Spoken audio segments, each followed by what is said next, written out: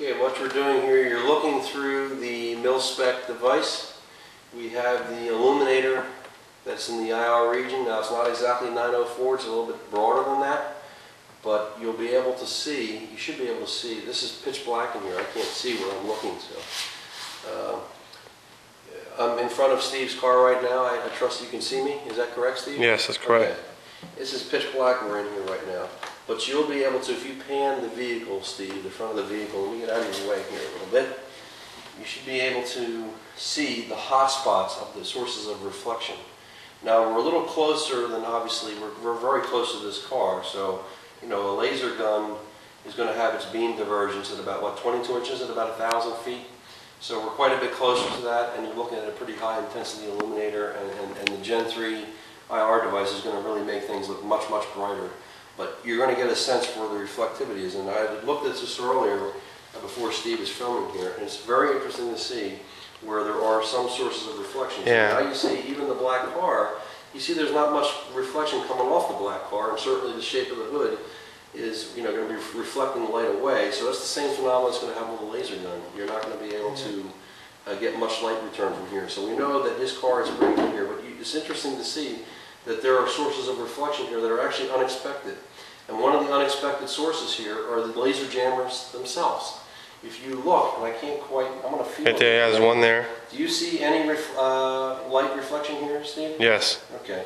That's a, what is this head? That's the AL G8. Anti-laser G8, okay. I'm coming over. You have the license plate, that's the LE10, yeah, that you see reflection there. You do see some reflection Yes. here. This is a black metal housing. Where's the reflection, Mike? Off the middle, the glass, the actual glass. Here? Yeah, the firing, yeah, just, yeah, right there, yeah. Okay, so you can see the reflection. So the jammer itself, now, you know, I don't know how much of an issue this is going to be, but the jammer is going to be firing against light, so I don't necessarily know if reflection from the jammer lens element itself is an issue, because the light will be firing from the jammer, so I don't necessarily think that would be an issue. But if there's anything here, this, I feel the housing of the LE10, I don't know if you see much reflection on the edges of the corners, but that would be here. We're going to move over to the That's the other AL, yeah. Do you see any reflection? Yes. Okay. Mm-hmm.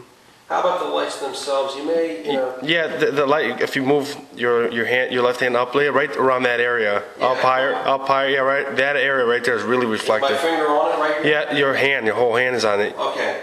Now, what you could be seeing here, again, is I want to be clear here, this light is much broader than just 904 nanometers, so, but you can see some of the, you can see some reflectivity here. So, but you know, rest assured, and we'll hopefully see this with the laser gun, when it's purely at 904, that's a purely going to be at that 904 nanometers, but we're quite a bit broader here. But you still see the areas of the hot spots. Mm-hmm. Okay? And it's always with the edges. Now, with your chrome, is this treated or is this not chrome, Steve? No, it's not chrome, it's not, it's just, plastic? yes. Black plastic, okay.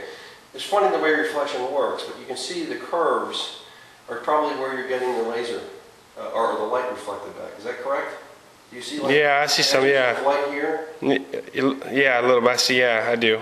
Okay, so I'm going to step back a little bit, and if you look at this pan card, you can get a good sense. Now, if you do me a favor, Steve, if you would pan up to more of the top of the vehicle here. And the stickers, I see also my stickers. Okay, do they look like they're reflective? Yeah, that sticker looks really reflective. Okay, so that could be hurting you. Yeah. Honestly, when it comes to the stealth game, you gotta remember, you know, when you're in the stealth game, any source of reflection anywhere in the field of the laser gun's beam is going to potentially contribute to your residual laser cross-section. So even though the lights and other parts of the video are going to be treated, anything that is going to be potentially reflective, obviously on the plate or anything else, could contribute. So, well, it's getting veiled. That sticker's getting veiled. What is this? That's my BW. No, actually, that's my pass for the campground. Okay, so that's something that you possibly can be concerned about. I know, like in Pennsylvania, we have inspection stickers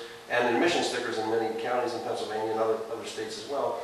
And there's some of them are different colors, but again, you can accomplish this with a flashlight at night, because light works the same way regardless of the wavelength. So we're just being treated to actually see what it looks like in the mirror. And my windshield wipers, right dead center. There's a keep going, down. Right there. This? Yeah. Yeah, this is, this feels like this is the base of your, it looks a little rough here. Is this where you're getting? Yes. Yes. Is it pretty strong? Go more to your left. Right there. Right Yeah, here? you're covering it right now. Yes. This is, it feels a little rough here. I You know, we could do just an Veil it. experiment. Come tomorrow, we could veil, let's make a notice Yes. of these hot spots and see if we can eliminate some Yes. of these out and see if it makes an improvement. Okay, anything else on the front here, Steve? no, nothing that stands out. No. Nothing on your, the passenger side? No. Okay, so how about the side view mirrors? No. See anything? No. No. Even on the passenger side? No. Just your hat on top of my car. Okay.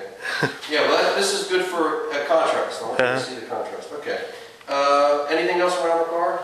Nope. That's it. You're looking pretty clean. Yep. So we have a couple areas that these may be technically hot spots, and hopefully this will serve as a guideline for people who want to go into the stealth mode and really take it seriously and go far with it. And, whether you have a jammer or not, I mean, any little bit that you can eliminate from a laser return is going to help, whether you're using veil alone, whatever color, or with a jammer, whatever.